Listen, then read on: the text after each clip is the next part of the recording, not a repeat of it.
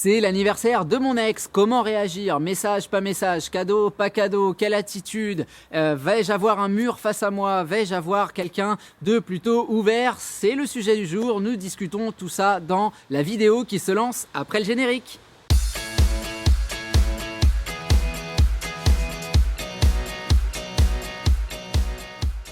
Salut, c'est JB de jbmerci.com, ravi de vous retrouver aujourd'hui pour une nouvelle vidéo un petit peu particulière parce que finalement elle répond à une commande, à un mail que j'ai reçu qui finalement me disait que la thématique du jour, c'est sans être la question la plus importante de la reconquête amoureuse, c'est un point sur lequel on s'interroge tous à un moment ou à un autre, à savoir comment réagir lorsque l'anniversaire de mon ex approche. Est-ce que je dois contacter? Est-ce que je dois acheter un cadeau? Comment est-ce que je dois faire les choses? Est-ce qu'il y a des choses à éviter? Comme je vous le disais, évidemment, on se doute bien que de votre attitude et de votre communication ne va pas découler la réussite ou au contraire l'échec de votre reconquête amoureuse. Mais je conçois absolument qu'on puisse se poser la question et qu'on puisse vouloir un point de vue. À mon sens, ce qui est sûr, c'est que communiquer, c'est pas une erreur fondamentale. Je veux dire, il y a quand même une excuse générique très forte et indiscutable qui est la politesse, qui est de se dire que au moment de l'anniversaire de mon ex, je vais potentiellement envoyer un message. Maintenant, il y a quand même trois idées globales qui sont à différencier et que je voulais vous énumérer. La première situation, c'est la situation dans laquelle vous avez une très bonne communication, où finalement on est dans cet échange sympathique, souriant, dynamique que nous décrivons très souvent, où on arrive à plaisanter l'un avec l'autre, ou en tout cas on n'est absolument pas en conflit.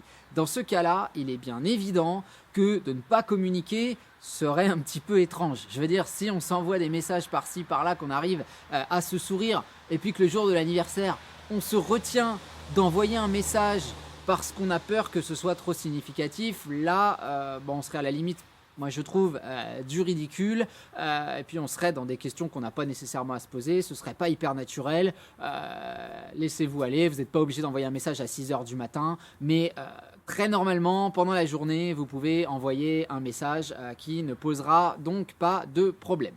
Si on est dans un cadre où la communication est moyenne, on va dire, où on n'est pas super encore dans le système crise, où on sent que c'est un petit peu bloqué, où on sent qu'il y a toutes ces choses-là, vraiment là je vais vous pousser à vous-même peser le pour et le contre, sachant simplement que si vous avez l'habitude d'envoyer des messages et qu'on ne vous réponde pas nécessairement à chaque fois, vous prenez un risque en envoyant un texto le jour de l'anniversaire d'être ignoré tout simplement parce que je ne sais pas comment vous gérez les choses, mais si votre téléphone il bling bling bling bling bling bling bling toute la journée, il y a des textos que vous n'allez pas envoyer, il y a des gens à qui vous n'allez pas répondre et malheureusement il y a potentiellement un tri qui va se faire et l'ex étant pas forcément au top du top de la liste des priorités, vous allez être potentiellement parmi les personnes laissées de côté. Donc dans ce cas-là, vous pouvez tout à fait miser sur l'idée de revenir le lendemain.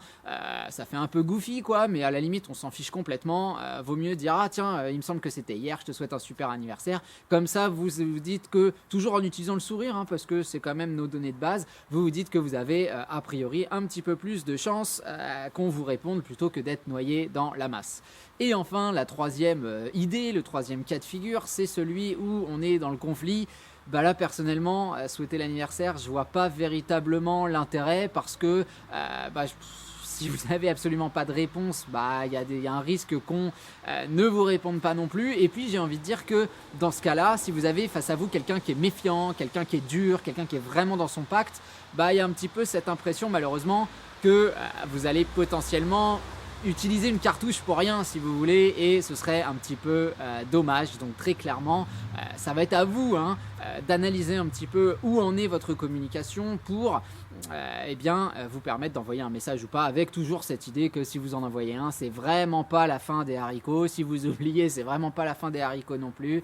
On est sur une date anniversaire, il y aura plein d'autres moyens de communiquer qui nous permettront de. Maintenant sur la logique des cadeaux, moi je suis pas forcément pour et d'autant plus d'argent que vous mettrez dans le cadeau, d'autant moins d'affect il y aura pas, parce que si vous offrez un voyage à Miami à votre ex, on va vous dire qu'on peut pas accepter, on va vous dire que c'est n'importe quoi et on va avoir l'impression que vous en faites trop, sauf si vous habitez à 3 km de Miami. Dans ce cas-là, on peut comprendre l'idée, mais si vous êtes près de chez moi, ça va être relativement peu crédible. Le seul cadre dans lequel personnellement je vois pas vraiment de problème, c'est vraiment, encore une fois, s'il y a une très bonne entente, si on est dans ce jeu de sourire, de plaisanterie, pourquoi pas un petit cadeau, une petite chose qui soit absolument pas, et ça c'est important, absolument pas significative en termes de coût, parce qu'on va toujours vous répondre que finalement on peut pas accepter, que c'est bizarre, et vous risquez de pointer du doigt quelque part votre manque de légitimité à offrir quelque chose, puisque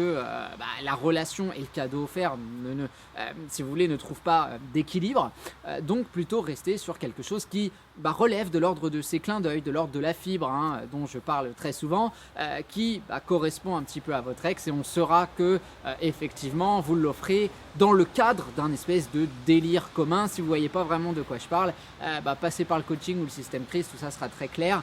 Je parle de finalement toute cette atmosphère qu'il y a autour de votre reconquête amoureuse, mais il va vraiment falloir que tout cela se fasse. Si vous avez déjà une très bonne communication, envoyer un cadeau, si vraiment il n'y a pas du tout de dialogue, ça me paraît extrêmement risqué. Après, ce sont des conseils, pas des ordres. Vous connaissez les personnes que vous avez face à vous, mais là, face à cette caméra, j'ai pas envie de vous faire tenter le tout pour le tout et que vous risquiez qu'on vous envoie sur les plots, quoi. Donc très clairement, comme je vous le disais, c'est une vidéo courte, simple, parce que le sujet n'est pas extrêmement intéressant. Vous voulez envoyer un texto, vous envoyez un texto.